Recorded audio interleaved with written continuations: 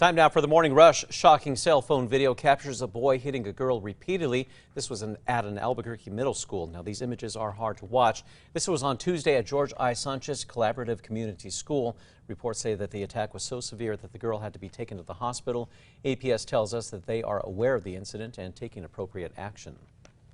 Well, the gunman in 2018's deadly massacre at a Florida high school, leaving 17 people dead, has pleaded guilty to murder. Nicholas Cruz pleaded guilty to 17 counts of first-degree murder and 17 counts of attempted first-degree murder for the 2018 massacre at a Parkland, Florida high school. Lawmakers could soon consider a proposal to bring back a policy allowing retired police officers to return to work here in New Mexico. The policy is known as double dipping, but the state did away with the practice in 2010. With less officers in Albuquerque and in other parts of the state, Representative Bill Reams says that it could help with the shortage. Erica. And here's a look at the school day forecast. Temperatures are starting in the mid-40s, so it's a chilly one. Be sure to wear that coat. You maybe want some gloves as well for the steering wheel. And as we go through the day, temperatures will be in the mid-70s this afternoon. Very mild and gorgeous. Some new incentives could attract more bus drivers to APS to help fill a shortage. Last night, the school board voted to use federal funding to offer $1,000 stipends for new bus drivers. The board is also giving drivers a slight bump in starting salary. That's up to $18 an hour. Currently, the district is down 70 drivers. Well, the CDC is reporting a Salmonella outbreak from onions imported from Chihuahua, Mexico, and distributed by ProSource Inc. Red, white, and yellow onions could potentially be affected, and the CDC officials, they are asking businesses to stop selling any potentially infected items. The CDC says that so far there have been roughly 650 illnesses across 37 states. Well, in less than 2 weeks, the town of Taos will soon ban the businesses from giving us or selling single-use plastic bags, plastic straws, and even styrofoam containers. Taos passed the ordinance back in March of 2020, but delayed the start because of the pandemic. That is now set to begin on November 1st. Erica. Here's a look at the Metro Threat Index. It's low to no today. We just have the cool morning temperatures, but otherwise nothing going on. Well, the FDA has now approved mixing vaccines. Yesterday, the FDA authorized the Moderna and Johnson & Johnson booster shots, adding that it's safe for Americans to mix and match vaccines. Now the focus turns to children. The White House says that they've already secured the supply to vaccinate the entire age group. Investigators have some new developments in the hunt for Brian Laundrie after suspected human remains were found in Florida.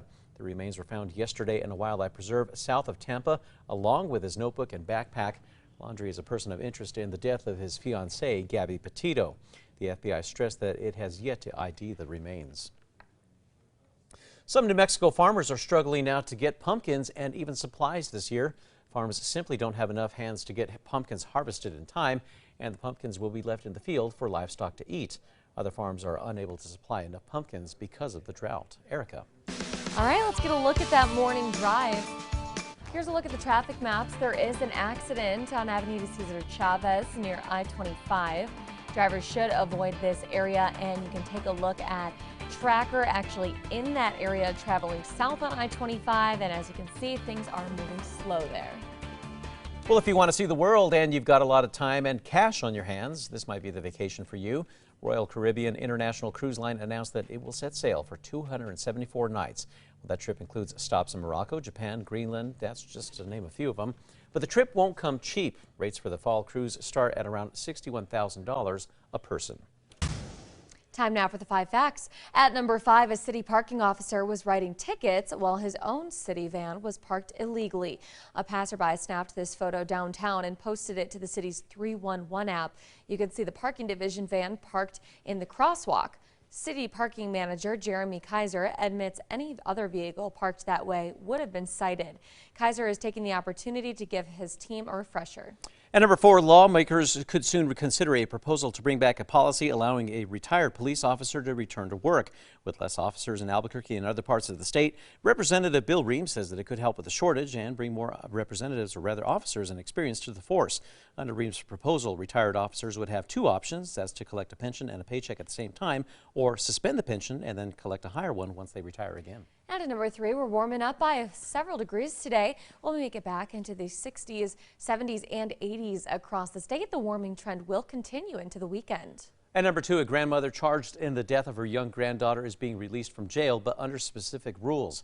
Diana Garcia is being charged with deadly child abuse following the death of 2-year-old Diana McCrory.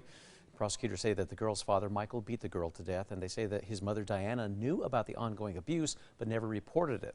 Now, the state pushed to keep Garcia in jail until trial, but Judge Lucy Solomon ruled that releasing Garcia would not pose a danger to the community as long as she does not have any contact with children.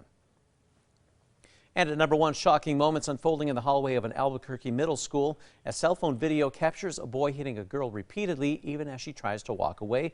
Again, some alarming images there. Multiple students watched the incident at the K-8 George I. Sanchez Collaborative Community School. That's in southwest Albuquerque.